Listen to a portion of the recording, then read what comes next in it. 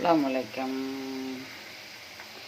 உருளைக்கிழங்கு சிப்ஸுமா பொரிச்சிட்டேன். கொஞ்சம் பொரிச்சு அள்ளி வச்சுக்கிறேன். கொஞ்சம் பொரிக்கிறேன். கையால் தான் வெட்டினேன். இது மிஷினில் வெட்டையில் கை வெட்டு. சாஸ் இது மயானஸ் கொஞ்சம் செஞ்சேன். இதுக்கு வந்து பெப்பர் போடணும். இல்லை உருளைக்கிழங்கும் ஒன்றா சேர்ந்து மொத்தம் 10 ரூபா தான். லேசாக உப்பு போடாட்டாலும் கூட பரவாயில்லை, பெப்பர் போடணும். ஏன்னா இந்த மயானஸுக்கு கொஞ்சம் உப்பு இதெல்லாம் போட்டிக்கிறதுனால, உப்பு புளிப்புலாம் இருக்கிறதுனால அநேகமாக இதுக்கு உப்பு தேவைப்படாது. ஏன்னா உப்பு ரொம்ப கூடிடக்கூடாது.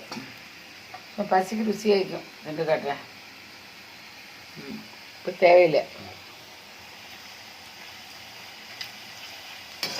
அதில் மயானஸில் உப்பு புளிப்பு உரப்பு எல்லாம் இருக்கிறதுனால இது அப்படியே மெதுவாக பொரியுது.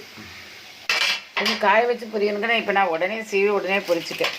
கட்டாயம் பெப்பர் போடுங்க. போட்டால் நல்லா மணத்து கிடக்குது. சரி, பார்த்துட்டு லைக் பண்ணுங்கள், ஷேர் பண்ணுங்கள், சப்ஸ்கிரைப் பண்ணுங்கள். திடீர்னு பசிச்சா வீட்டில் இப்படி ஒரு பண்டம் செஞ்சு திட்டுக்கோங்க. நல்லா தான் வைக்கும். காலையில் ஸ்டாக் நல்லா வைக்காது. மெயினாக மகரிப்புக்கிட்ட கட்டாயம் திண்டுக்கலாம். 7 மணிக்கிட்ட ஒரு பேப்பசி எடுக்கிறேன். அதுக்கு கட்டாயம் சாப்பிடுங்க. என்ன பஸ் மஸ்கமாக வருது. பார்த்துட்டு லைக் பண்ணுங்கள், ஷேர் பண்ணுங்கள், சப்ஸ்கிரைப் பண்ணுங்கள். இவ்வளோ ஒரு 300 இந்த உருளைக்கிழங்கு 10 ரூபான்னு தான் வாங்கினேன் கடையில், கோக்கடை பஜாரில். ஆமாம் போனால் இல்லை நான் இருந்தம்மா இல்லை. அதெல்லாம் தேவைண்டா 2-3 கருவேப்பிலையில் போட்டுக்கலாம். கருவேப்பிலையில் இருக்கத்தான் செய்யும். எப்போவுமே கருவேப்பிலையில் எல்லாத்துக்கும் மணமாய்க்கும். கருவேப்பிலை இருக்குது போட்டுக்கணும். மறந்துட்டு சொல்கிறதுக்கு. கருவேப்பிலையோ இல்லை 1-2 வத்தலோ போட்டால் அது ஒரு டேஸ்ட்டு கொஞ்சம் மனம் கூட வேறு மாதிரி மணமாக இருக்கும்.